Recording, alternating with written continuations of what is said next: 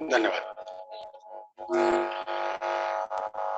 पार्व परमेश्वर जो पूरी कायनात मालिक है, वो जगत पिता ईश्वर जो हम सभी के अंदर श्वासों का संचार कर रहा है, जिनके हाथों में हमें जीवन जोर है, सूर्य को ऊष्मा, चंद्रमा को शीतलता और हवाओं को गति देने वाले उन पारब्रह्म परमेश्वर जगत पिता ईश्वर के चरणारविंद में नमन करते हुए उनकी दी हुई वाणी, उनकी दी हुई बुद्धि और उन्हीं के दिए हुए विवेक से आज के विषय पर अपने विचार प्रस्तुत करने से पूर्व नारायण रूप संगत को मेरा प्रणाम, सभी को सादर नमन, आप सभी को ओम ब्रह्म सत्यम।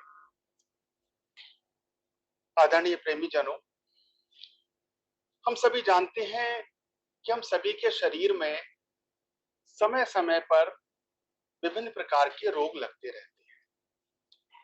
शरीर में जो कोई पीड़ा होती है, कष्ट होता है, कोई रोग होता है, तो हम डॉक्टर के पास जाते हैं। जिस प्रकार का रोग है उस प्रकार के डॉक्टर के जाते हैं। अगर का रोग है तो हृदय विशेषज्ञ के पास जाएंगे, अगर आंखों का रोग है तो आई स्पेशलिस्ट के पास जाएंगे, दांतों का रोग है डेंटिस्ट के पास जाएंगे, नाक कान गले का रोग है तो ईएनटी स्पेशलिस्ट के पास जाएंगे।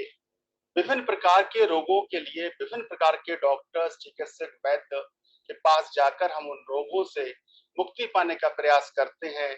डॉक्टर जो दवा देता है वो दवा लेते हैं, जो परहेज बताता है वो परहेज करते हैं और प्रयास करते हैं इस रोग से हमें मुक्ति मिले, जल्दी से जल्दी छुटकारा मिले।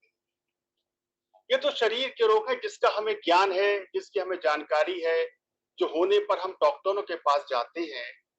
परंतु कुछ रोग ऐसे हैं जो हमारे मन के हैं, जो हमें शायद का हमें ज्ञान नहीं। ये जो मन के हैं इनको शास्त्रों में मनस रोग करके संबोधित किया है, मनस रोग करके बताया गया है। श्री रामचरितमानस उत्तर कांड में एक बहुत सुंदर प्रसंग है। पक्षीराज गरुड़ जी और काकभूषण जी का एक संवाद है, जिसमें पक्षी गरुड़ जी ने काकभूषण जी से 7 प्रश्न किए हैं, 7 प्रश्न किए हैं। उन 7 प्रश्नों पे अपनी जिज्ञासा जाहिर की है। उसमें एक सबसे महत्वपूर्ण प्रश्न मानस रोगों के बारे में है। उन्होंने ये जानना चाहा है ये मानस रोग है क्या, कैसे इसका हमें ज्ञान हो और कैसे इस रोग से हम मुक्ति छुटकारा पाए। आज दास उत्तर कांड के इस काकभूषण जी और गरुड़ जी के संवाद के आधार पर उनके बीच में क्या प्रश्न उत्तर है, उसी के आधार पर ये विचार आपके समक्ष प्रस्तुत करने का प्रयास कर रहा है। अपनी जितनी बुद्धि है, जितना भी ज्ञान जितना देखो उसके आधार पर इसकी विवेचना करने का प्रयास करता हूँ और जानने का हम प्रयास करेंगे। ये 7 प्रश्न क्या है, इस प्रश्नों के उत्तर भूषण जी ने गरुड़ जी को क्या दिए हैं और मानस रोग कौन कौन से हैं और किस प्रकार से वो रोग हमें पीड़ा पहुंचाते हैं, कष्ट पहुंचाते हैं, हमें हानि पहुंचाते हैं।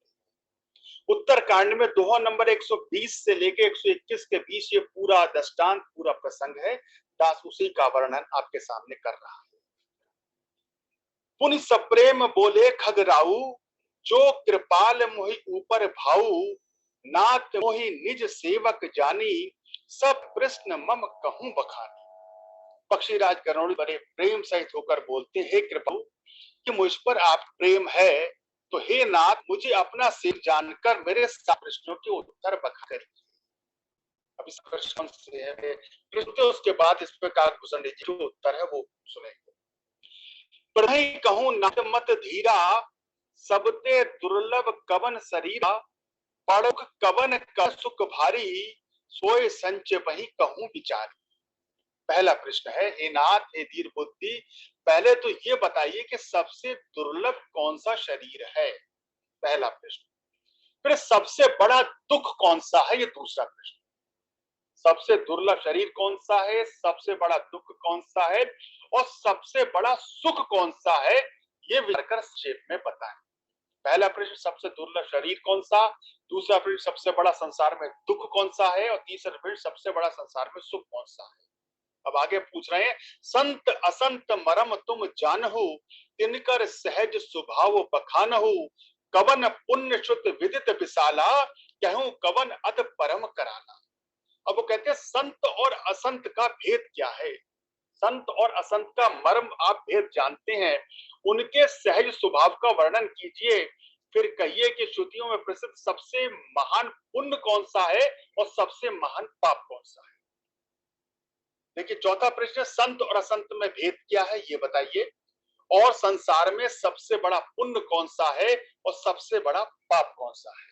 ये 6 प्रश्न होंगे। पहला, सबसे दुर्लभ शरीर कौन सा है, दूसरा सबसे बड़ा दुख कौन सा है, तीसरा सबसे बड़ा सुख कौन सा है, चौथा प्रश्न संत और असंत में भेद क्या है, और संसार में सबसे महान पुण्य कौन सा है और सबसे महान पाप कौन सा है। ये 6 प्रश्न होंगे। अब 7वां प्रश्न मानस रोग के बारे में पूछ रहे हैं। मानस रोग कहूं समुझाई, तुम सर्वज्ञ कृपा अधिकाई, तात सुनहु सादर अति प्रीति, मैं संक्षेप कहूं ये नीति। अब गरुड़ जी पूछ रहे हैं कि फिर मानस रोगों को समझाकर कहिए, ये मानस रोग कौन से हैं, किस प्रकार से ये इंसान को, मनुष्य को पीड़ा पहुंचाते हैं, इसका वर्णन कीजिए। आप सर्वज्ञ हैं, मुझ पर आपकी कृपा भी बहुत है। अब ये 7 प्रश्न हो गए। अब काकभूषण जी इनका उत्तर दे रहे हैं, वो पक्षीराज गरुड़ जी को इनके उत्तर में क्या बता रहे हैं। काकभूषण जी कहते हैं, हे तात, अत्यंत आदर और प्रेम के साथ सुनिए, मैं ये नीति संक्षेप में कहता हूँ। अब देखिए पहला प्रश्न, सबसे दुर्लभ शरीर कौन सा है, तो काकभूषण जी बता रहे हैं, नरतन सम नहीं कबिनहु देही, जीव चराचर जाचत तेही, अर्ग सुग अपवर्ग निसेनी, जिन विराग गत सुई।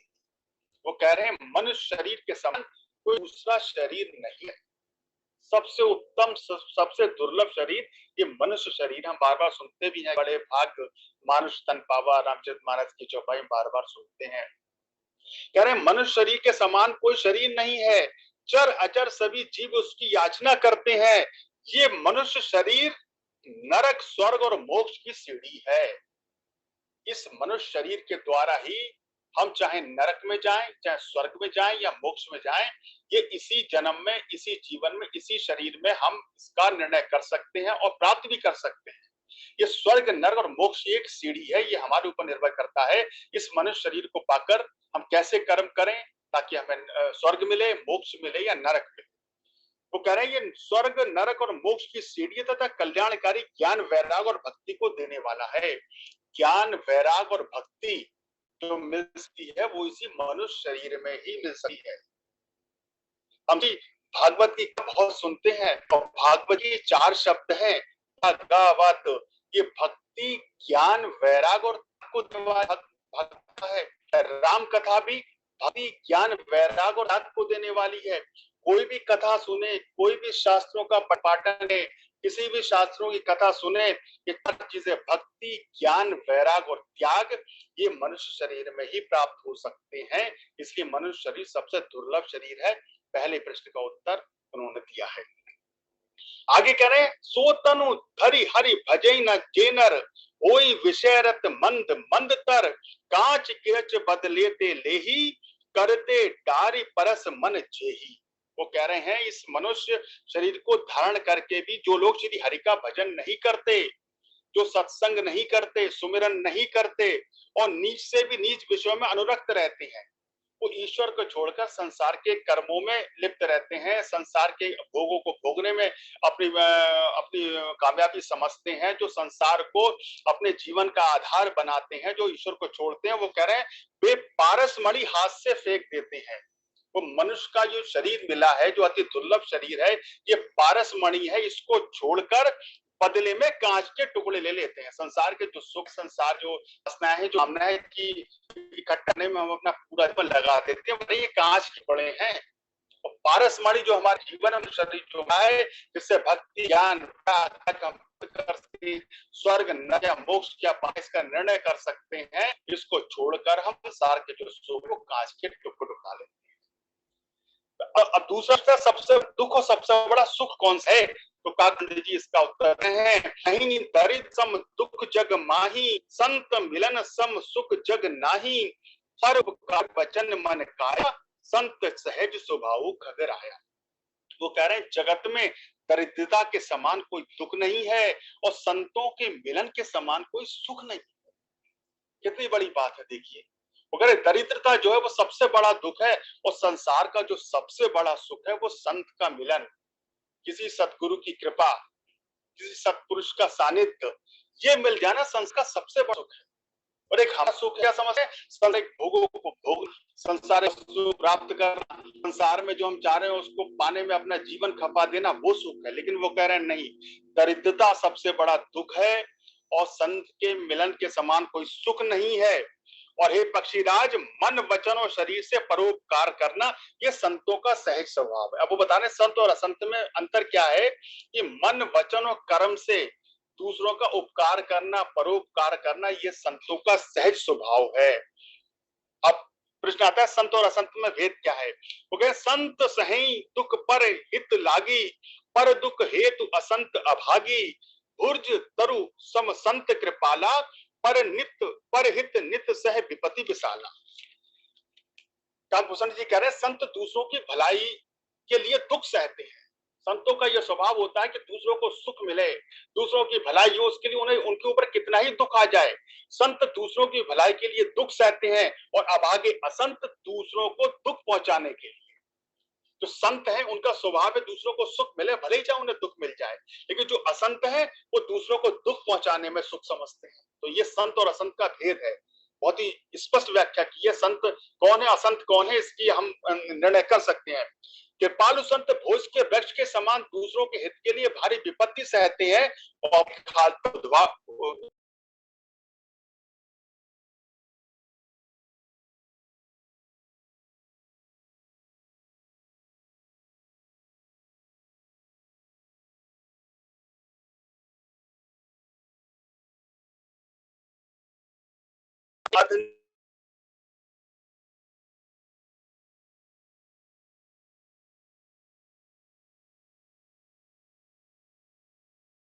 जो अगला प्रश्न था, सबसे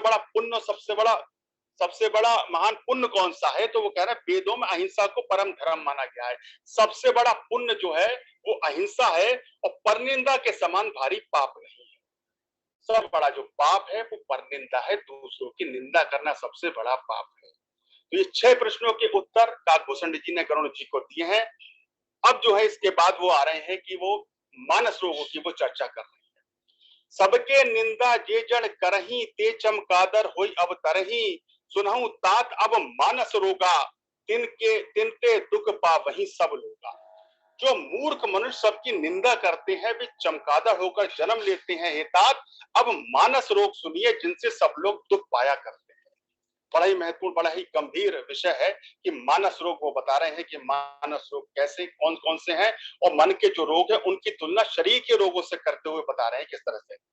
कह रहे हैं मोह सकल व्याधिन कर मूला, बार बार ये चौपाई सुनते हैं हम रामचरित मानस की, कि मोह सकल व्याधिन कर मूला, तिनते पुन उपजई बहुसूला, काम बात कफ लोभ अपारा, क्रोध पित्त नित छाती चारा। वगैरह सब रोगों की जड़ ये मोह है, यह ज्ञान है।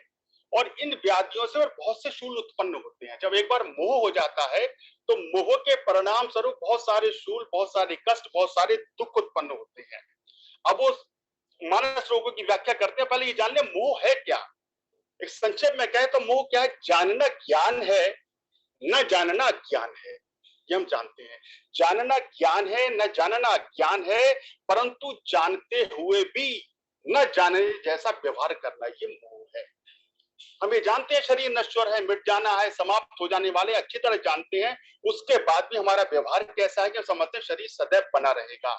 इस शरीर से हमारा मोह, शरीर और शरीर संबंधित जो हमारा संसार है वो मिटने वाला है, छूटने वाला है, समाप्त होने वाला है, ये जानते हुए भी हम न जानने जैसा व्यवहार करते हैं। हम समझते हैं कि सब कुछ हमारे बना रहेगा, ये मोह है। अब वो कह रहे हैं कि मोह सकल व्याधिन कर मूला, तिनते पुन उपजई बहुसूला, काम बात कफ लोभ अपारा, क्रोध पित्त नित छाती चारा। सब रोगों की जड़ मोह है, अज्ञान है। उन व्याधियों से फिर बहुत से शूल उत्पन्न होते हैं। अब वो काम बात है, लोभ अपार बढ़ा हुआ कफ है, क्रोध पित्त है जो सदा छाती जलाता है। वो कह रहे काम बात है। अब बात रोग होता क्या है, देखिए, काम का अतिरिक्त ये मन का बात रोग है। इस रोग से ग्रस्त रोगी मानसिक मर्यादाएं भूल जाता है। जब मन में कामनाएं, भावनाएं, वासनाएं होती हैं तो संसार की, समाज की सारी मर्यादाएं भूल जाता है। ये वात रोग है। जो शरीर का रोग वात रोग है, उसकी तुलना काकभूषण जी इस मानस रोग से कर रहे हैं कि काम का अत्यधिक बढ़ जाना ये मन का वात रोग है। लोभ अपार बढ़ा हुआ कफ है। लोभ जो है ये मन का कफ रोग है। लोभ जो हो जाना हमें मतलब लोभ, ये कफ रोग है। इसमें व्यक्ति दूसरों के धन को अपना बनाने का प्रयास करता है। तो भी व्यक्ति जो है वो दूसरों के धन को, दूसरों की वस्तुओं को, सब चीज को अपना बनाने का प्रयास करता है। इसकी तुलना काकभूषण जी जो लोभ है इसका कफ रोग से कर रहे हैं। क्रोध पित्त है जो सदा छाती जलाता है। क्रोध ये मन का पित्त रोग है। इसमें व्यक्ति दूसरों पर अनावश्यक क्रोध करने लगता है। काम, क्रोध और लोभ तीनों प्रबल हो जाएं तो फिर वैद्य कहते हैं कि रोगी को सन्निपात हो गया है, अब इसका उपचार संभव नहीं है। वो कह रहे हैं कि काम, क्रोध और लोभ अर्थात वात रोग, कफ रोग और पित्त रोग अगर तीनों किसी पेशेंट, किसी व्यक्ति को हो जाए तो डॉक्टर्स भी कहते हैं कि बहुत ही समस्या विकट है, बहुत ही गंभीर है, इसका उपचार बहुत मुश्किल है और बहुत प्रयास करना पड़ेगा। तो वही बात कही जा रही है कि जब इन तीनों का बढ़ जाते हैं तो वैद्य भी कहते हैं कि अब ये ठीक होने वाला नहीं है। आगे कहते हैं ममता दादु कंड हर्षाई, हर्ष विषाद गहरे बहुताई, पर सुख दे की जरनी सोई छाई, कुष्ठ दुष्टता मन कुटलाई।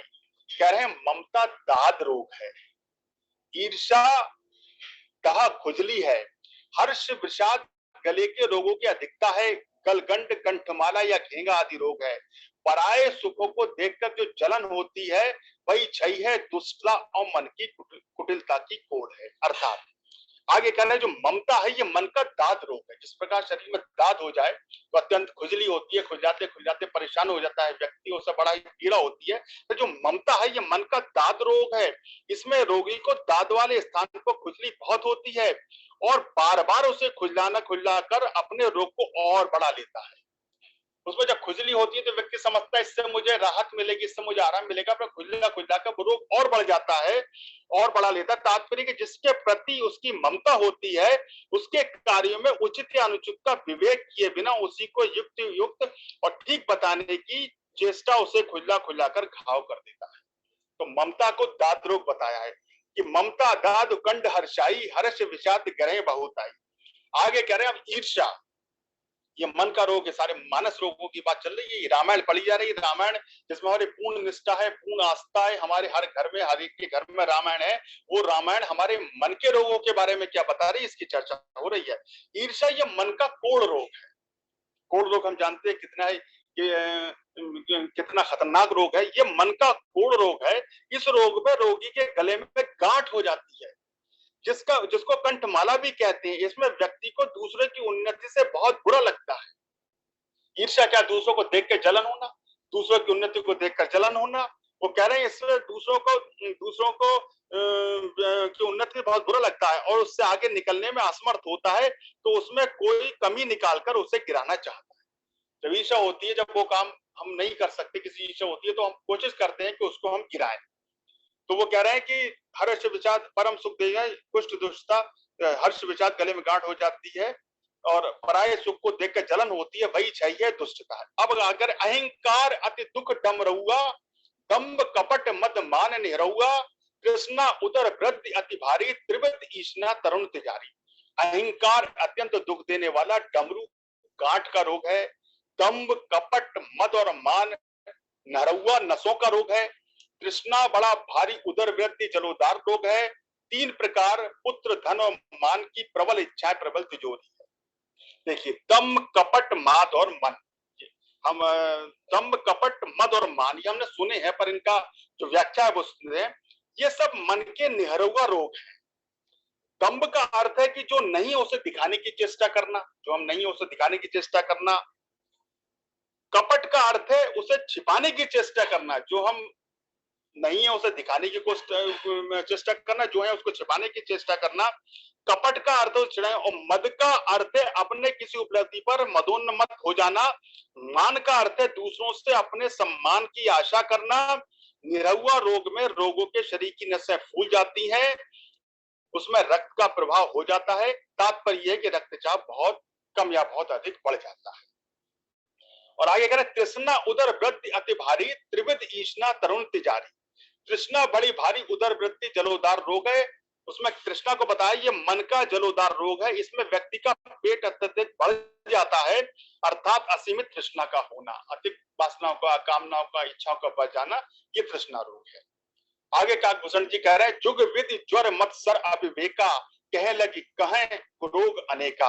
मत्सर और अविवेक दो प्रकार के ज्वर हैं, इस प्रकार अनेकों बुरे रोग हैं जिन्हें कहां तक कहूं। तो वो कह रहे हैं आगे इसके बारे में वर्णन करते हो कि मत्सर और अविवेक ये मन के दो प्रकार के बुखार हैं। इसमें व्यक्ति के शरीर का ताप बहुत बढ़ जाता है, उसके शरीर में जलन जैसा होने लगता है। ऐसा रोगी मानसिक कल्पनाओं से ही अपना ताप बढ़ाता है, फिर दूसरों के प्रति अविवेकपूर्ण मान्यता को धारण बनाकर निर्णय करके मिथ्या दुख को प्राप्त करता है। आगे काकभूषण जी क्या करें, एक व्याधि बस नर मरही, ए असाध्य बहु व्याधि, पीड़हि संतत जीव कहूं, सो किम लहि समाधि। करे एक ही रोग के वश में होकर मनुष्य मर जाते हैं। ये सारे इतने भयंकर रोग हैं जिनके बारे में चर्चा हो रही है, वो करें एक रोग भी अगर लग जाए तो मनुष्य मर जाते हैं। फिर ये तो बहुत से असाध्य रोग हैं, जीव को निरंतर कष्ट देते रहते हैं। ऐसी दशा में वो समाधि शांति को कैसे प्राप्त करेगा।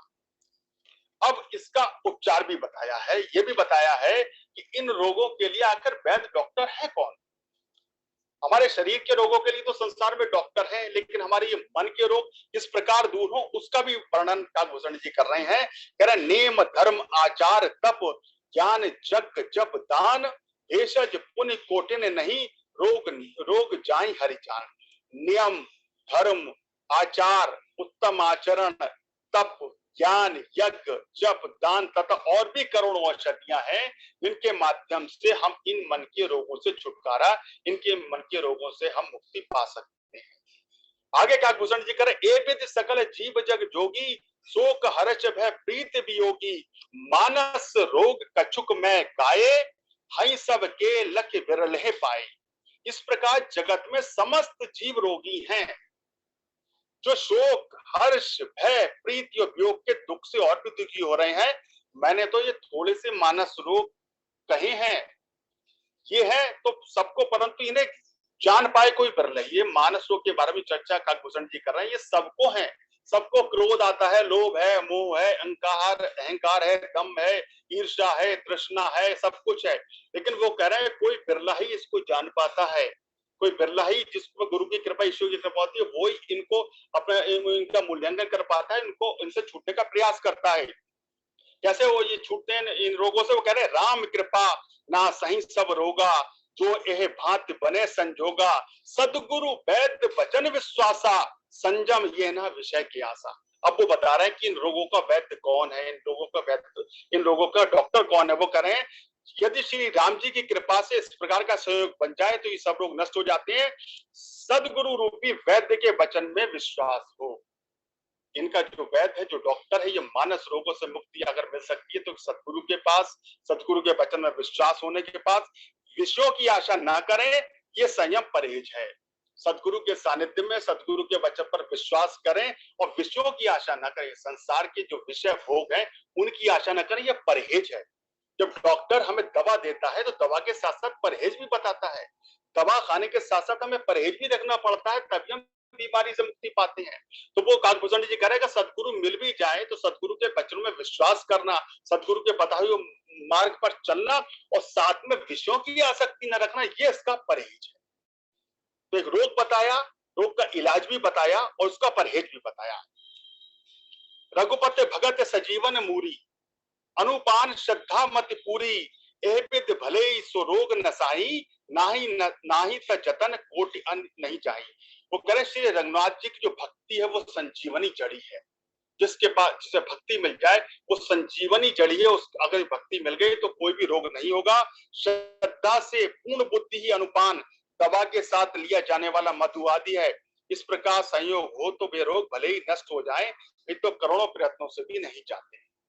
बड़ा ही स्पष्ट ये मानस रोगों की व्याख्या जो रामचरितमानस के उत्तरकांड में काकभूषण जी और गरुड़ जी के संवाद के बीच कही है, दास ने ये आज आपके समक्ष रखने का प्रयास किया है। इसके आधार पर अपना मूल्यांकन करें, अपनी तुलना करें और ये जाने हमारे जो मन के रोग, जो मानस रोग हैं, इनका उपचार हम किस तरह से कर सकते हैं। शरीर के रोगों से मुक्ति पाने का प्रयास तो करते ही है, लेकिन यदि हम मन के रोगों से मुक्ति पाने का प्रयास करें, अपने सदगुरु के वचनों में विश्वास रखें, शास्त्रों में विश्वास रखें, शास्त्रों के बताए हुए मार्ग का अनुपालन करें, उस पर चलें, तो निश्चित ही इन मानस रोगों से मुक्ति पा सकते हैं, अपने जीवन को कल्याणकारी बना सकते हैं। और मनुष्य जन्म बड़ा ही दुर्लभ जन्म है, दुर्लभ शरीर है, जिसकी शास्त्रों में इतनी व्याख्या की गई है। 84 लाख योनियों में भटकने के बाद जो मानव का तन, मानव का शरीर मिला है, इसको हम सार्थक कर सकते हैं, परमात्मा को पाने का प्रयास कर सकते हैं। सर्वशक्तिमान परमात्मा हमें इन मानस रोगों से मुक्ति देने के लिए हमें बुद्धि दे, विवेक दे, सदगुरु के वचनों में हमारा विश्वास दृढ़ हो, सदगुरु के प्रति हमारी श्रद्धा दृढ़ हो और शास्त्रों में हमारा विश्वास दृढ़ हो। इसी मंगल कामना के साथ मैं अपनी वाणी को विराम देता हूँ। ओम ब्रह्म सत्यम सर्वम।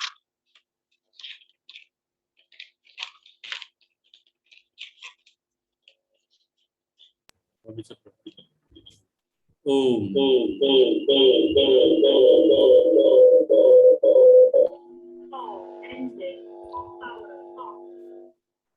ओम ब्रह्म सत्यम सर्वदा। मन तू साचा हो रहो, सिमर के साचा नाम, मंगत विपदा जग घनी, राम देवे विश्राम। मन तू साचा हो रहो, सिमर के साचा नाम, मंगत विपदा जग घनी, राम देवे विश्राम। सदगुरुदेव जी महाराज वाणी में हम सबको मार्गदर्शन करते हैं। मन तू साचा हो रहो, ए मन तू सच्चा हो जा। तू बड़ा मलिन हो गया है, तू मैला हो गया है, तूने न जाने किस किस और कितने कितने गलत आवरण अपने संकल्पों के अपने अंदर बसा लिए। इसलिए गुरुदेव कहते हैं मन तू साचा हो, तू सच्चा होगा। कैसे सच्चा हो? सिमर के साचा नाम, जो सच्चा नाम है, जो प्रभु का नाम है, परमात्मा का नाम है, वो निरंतर तेरे मन में चलता रहे। सिमर के साचा नाम। क्यों? गुरुदेव कह रहे हैं मंगत विपदा जग घनी, राम देवे विश्राम। सतगुरुदेव जी महाराज कहते हैं इस सारे जगत में विपदाएं घनी हैं। एक विपदा नहीं है, दो विपदाएं नहीं है, चार नहीं है, 10 नहीं है, 100 नहीं, अनगिनत है, घनी है विपदाएं। मंगत विपदा जग घनी, राम देवे विश्राम। वो राम जो रोम रोम में रम रहा है, वो राम जो घट घट में बसा हुआ है, वो राम जो देता है हमारे लिए कल्याण, उस राम का नाम तू सिमर ले। वही राम तेरा कल्याण कर दे। मन तू साचा हो रहो, सिमर के साचा नाम, मंगत विपदा जग घनी, राम देवे विश्राम। ओम ब्रह्म सत्यम सर्वदा।